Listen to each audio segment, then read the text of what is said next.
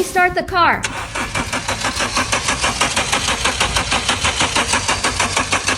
Stop, did you see it? This car won't start no matter what. Do you know the reason? The owner went to the repair shop and cleaned the throttle valve, checked spark plugs and ignition coils, even cleaned the oil lines of the entire car. But the problem still exists. Today, I'm here to help him find out what's going on. After listening to the car owner, I first thought of this car part. This is it. It's called the EGR valve, but I just checked and there is no problem.